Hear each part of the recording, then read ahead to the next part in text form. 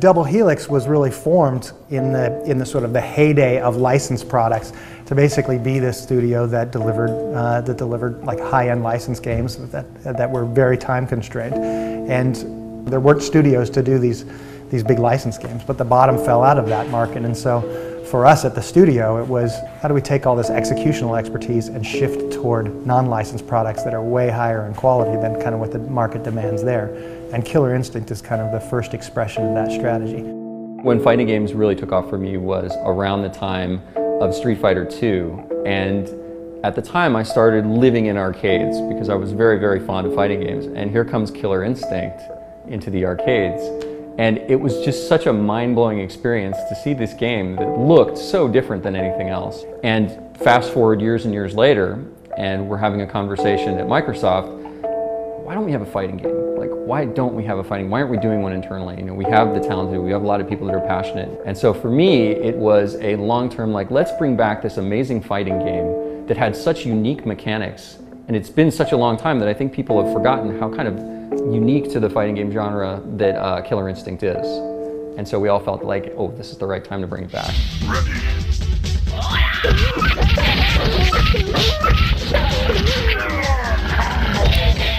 We pitched a brawling title to Microsoft, and that was the first inkling that we had that they were looking for a developer for Killer Instinct. It had a code name at the time. It was basically, here's this top secret thing, what would you guys do with it? And I grabbed a couple of my guys, and it went viral in the studio almost instantly. Like, are you serious? We're being asked to give our take on this. And at that time, I think they were talking to several developers, but I think they were very impressed at how much the team understood what Killer Instinct was and how far we were willing to go to work on it. We vetted a lot of developers when we were looking for partners to build with build KI. And Double Helix wrote us this amazing love letter that just spoke really passionately about their fondness for Killer Instinct, memories of it, about trying to outdo a friend on the console version by getting a 102 hit combo instead of 103, and they really had a genuine love for the franchise, and we thought, okay, these guys are good, let's give them a shot. So we went back and forth on that for a long time, and eventually it narrowed down to us, and we got the green light, yes, we want you to do the game. And then there was this pause, and they said, actually we have to send a team down to your studio. And 9 people came down to the studio, and they said, we need to disclose you on our new platform. And so then they gave us all this information, and then that started a whole wave of, we actually want this title for Xbox One. So our studio head, Patrick, he came to a bunch of us and says, hey, we've got this awesome opportunity to work on the next Killer Instinct. Can you guys put together like a design brief?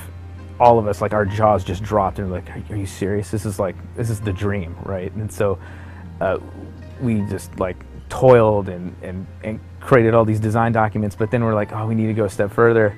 And we created this awesome prototype.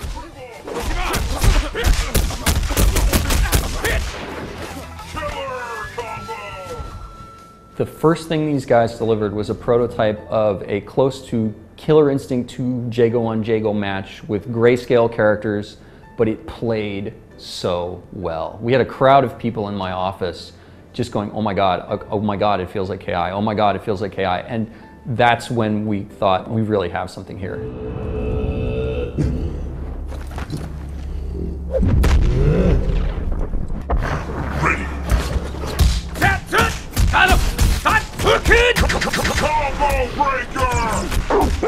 So for me, Killer Instinct has always been about the combos. You know, that's one of the first things you always hear. You hear the combos, the combo breakers. You know, killer combo, awesome combo, and stuff.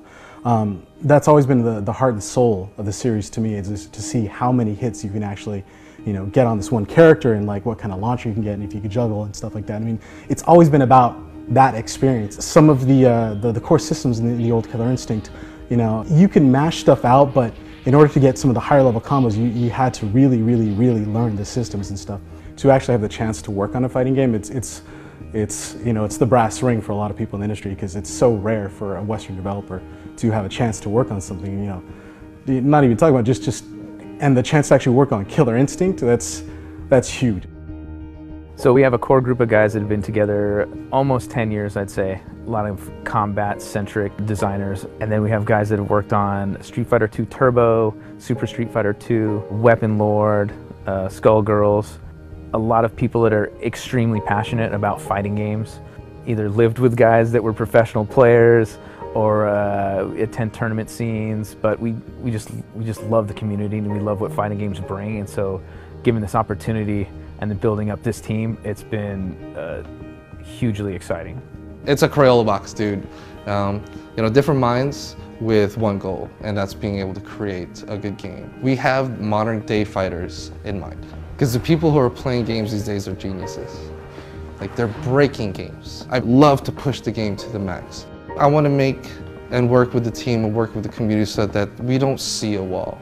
Our vision from the very start was this is an IP that's been around for 19 years now, and it has a huge number of fans, and that we couldn't really afford to adopt the position that we were the experts and what somebody else had to say didn't matter. Our position from the very beginning is it's an Xbox arcade game that is going to be delivered digitally, that's going to be live, that we're going to be working on while the fans are actually actively playing it. So if we're not highly engaged with them, then we're missing out on a huge opportunity. Every single forum post that goes to the Double Helix website also comes to my phone. I read every single post. So does Mike, so does Dave V. A lot of that stuff is distributed to the team, and it all gets plugged into prioritized action item lists for the team to go to work on. So whether they know it or not, the people who are fans of this game are already having a big impact on its development. We can do crazy stuff with particle effects, crazy stuff with lighting. You have character models that are like over 70,000 polys. You can do all those bells and whistles, but one of the most important things for any fighter is the feel, and the feeling that you get when it's running at 60 frames a second will bring a lot more hype than something that's running at 30 and you're dropping all the time and you have no idea why, and things that don't feel good. Fighting games are a challenge. I mean, historically, you know, even from other series, there have been times where people don't really believe that a fighting game can come back. And I think the thing that really bowled people over is the moment in our presser when we announced the game and the whole crowd just went nuts. You know, that was really probably one of the loudest moments in E3 for us, and that was Killer Instinct. Killer Instinct. The moment that first pulse of the KI logo started up, you know, all of our senses were sort of hyper attuned to what the reaction was going to be, and almost immediately you could hear people just start to roar. Oh, do you have auto doubles? Do you have linkers? What about enders? Are there ultras still in? Are there no mercies? Like, suddenly everyone was speaking the language of KI after all this time, and it was wonderful to see that people still had the excitement for those things that we're bringing back in the new game. So if you're a core fan and you see that one of your beloved franchises is being developed by Double Helix, I can understand how people would be scratching their heads.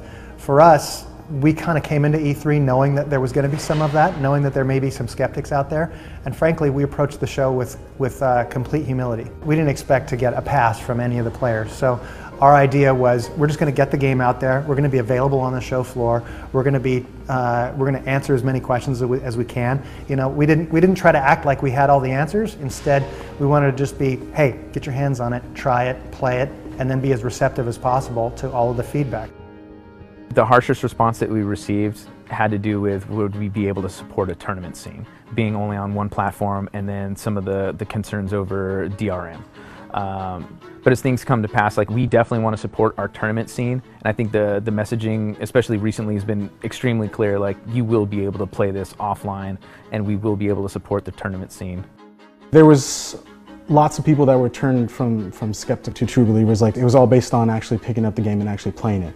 One of the experiences that I actually had was a guy that came up and very, very stoic expression on his face, and you could tell he didn't want to believe that we could actually bring Killer Instinct to the modern day. Especially after, you know, hearing Double Helix was attached to it and stuff, and Rare wasn't directly working on it and such. But I asked him, hey, you know, do you have any questions about it? And he's like, no, I'll be fine. I'm like, okay, cool, you know, if you've got any questions, just let me know. And he plays it for a couple minutes, and he turns around and he's like, dude, I gotta get out of here, because I could play this thing all day long. And that right there was the best experience for me, to hear someone that walked up a skeptic and, you know, walked away going, I want to keep playing this. When you play this game, it doesn't play like other games. It plays like KI. If you try to play this game like a Street Fighter, like a Marvel, like a Mortal Kombat, you're gonna get messed up real bad.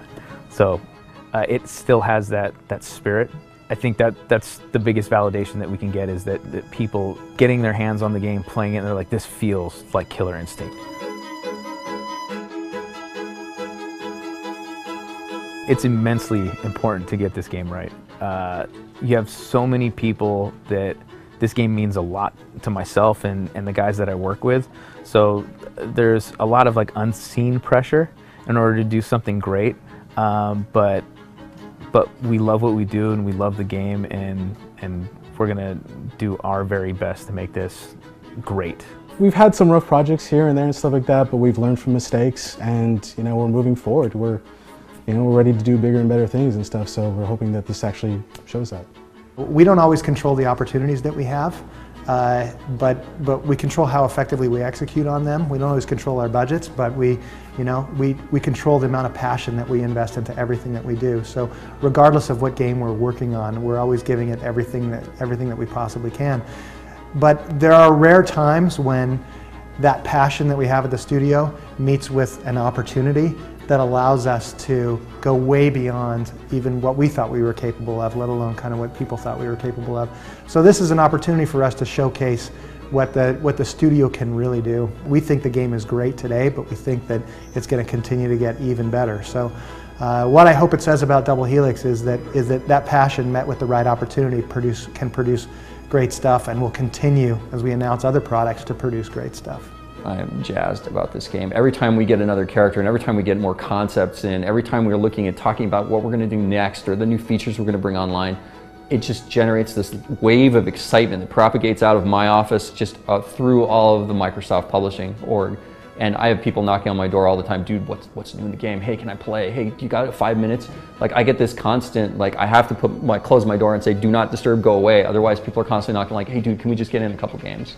And that, to me, says that we really have something that's super fun, and I cannot wait to turn it loose on everyone in the fighting game community.